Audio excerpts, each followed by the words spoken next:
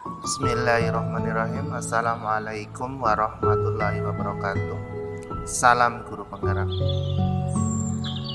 Sebuah kesimpulan dan refleksi dari filosofi pemikiran Ki Hajar Dewantara oleh Bun Saryanto, calon guru penggerak angkatan kelima.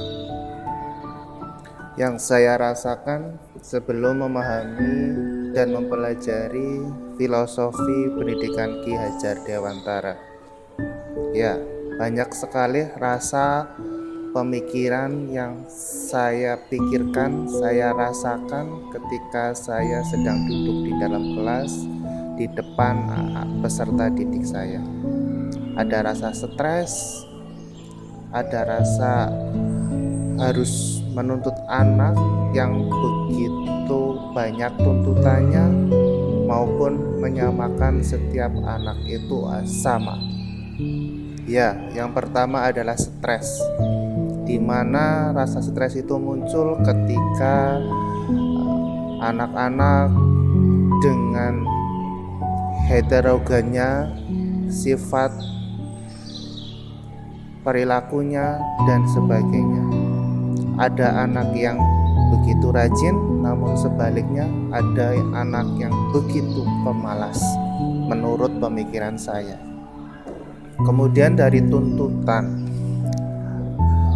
banyak sekali tuntutan bagi seorang guru, terutama adalah nilai-nilai akademik, di mana saya mengajar di kelas 6. Ya, di mana anak harus lulus dengan nilai akademik yang tinggi supaya anak bisa masuk ke sekolah-sekolah favorit mereka, maupun tuntutan dari orang tua. Kemudian yang ketiga adalah menyamakan setiap anak.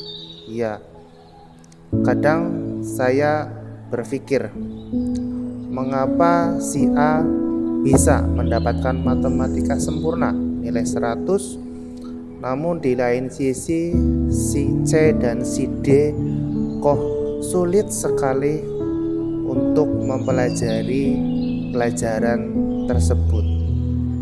Kadang saya lebih keras kepada si C, si D, membanding-bandingkan dengan si A. Si A begitu pintarnya, begitu rajinnya, dan memperoleh nilai yang tinggi. Mengapa kamu tidak? Itulah yang saya rasakan sebelum memahami filosofi pendidikan Ki Hajar Dewantara.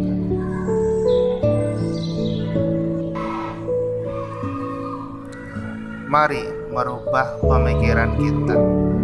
Itulah yang saya rasakan setelah mempelajari filosofi pendidikan Ki Hajar Dewantara. Open minded. Ya, kita harus membuka pikiran kita, membuka wawasan kita. Ada beberapa filosofi yang diajarkan, yang saya pelajari dari Ki Hajar Dewantara ini.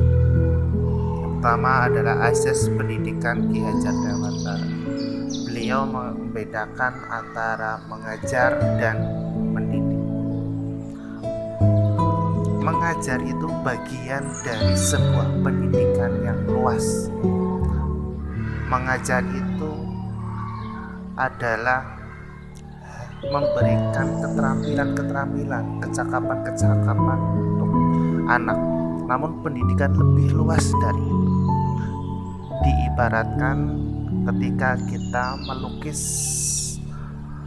pelangi, pengajaran itu hanya bagian-bagian warna saja.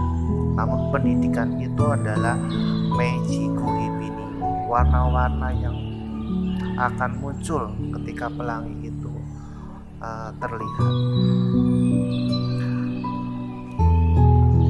Pendidikan yang menuntun. Yang kedua, sebenarnya anak itu sudah memiliki kodratnya masing-masing.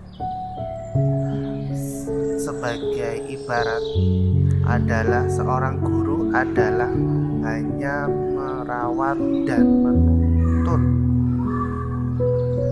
anak untuk tumbuh dan kembang sebagai manusia seutuhnya. Dianalogikan adalah seorang petani ketika beliau menanam benih-benih jagung. Setiap benih akan tumbuh dengan perkembangannya masing-masing. Kita sebagai seorang petani tidak bisa mengintervensi setiap benih-benih tersebut. Kita hanya bertugas memberi air yang cukup, memberi sinar yang baik, merawatnya, menghilangkan gulma maupun hama yang akan merusak tanaman tersebut. Anak berkembang sesuai dengan kodrat alam dan zamannya.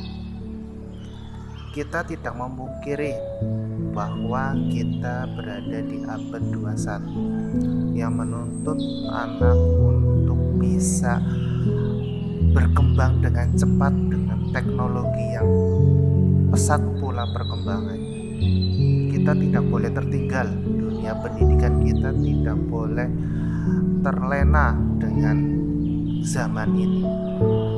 Kita harus bisa menjadi pelaku di dunia teknologi ini. Namun kita harus juga ingat bahwa kita memiliki, anak itu memiliki kodrat alamnya masing-masing. Ya, ada budi pekerti, ada sosiokultur yang tumbuh di alam anak itu berkembang. Kita tidak boleh menghilangkan kodrat alam tersebut. Budi pekerti pada anak tumbuh dan berkembang di dunia pendidikan dan bersemai di kehidupan keluarga. Jadi kita tidak boleh memisahkan antara pendidikan di sekolah dengan kehidupan anak di lingkungan keluarga maupun masyarakat. Budi pekerti merupakan cipta rasa karsa dari anak, kemudian menumbuhkan sebuah tenaga. Jadi budi pekerti pada anak merupakan satu kesatuan dari pendidikan yang harus diperoleh peserta didik.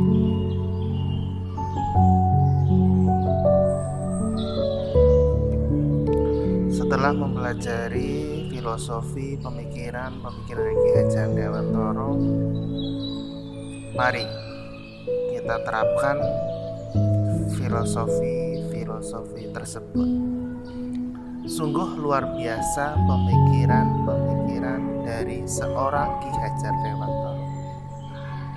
Sekian lama dunia pendidikan negara ini berkiblat pada dunia luar. Padahal dari anak bangsa yang hebat ini tercetus pemikiran hebat tentang pendidikan yang lebih kontekstual dengan alam kita tanpa menyampingkan perkembangan zaman. Kita selaku ujung tombak pendidikan, sebagai tauladan anak-anak kita, sebagai agen perubahan masa depan anak-anak kita. Mari kita terapkan di kelas-kelas kita, di alam pendidikan kita, agar anak lebih menikmati hidupnya menjadi manusia seutuhnya dan sebagai bagian dari masyarakat yang selamat dan bahagia. Itulah tujuan pendidikan saat ini. Mari tergerak, bergerak, dan menggerakkan. Salam guru penggerak. Assalamualaikum warahmatullahi wabarakatuh.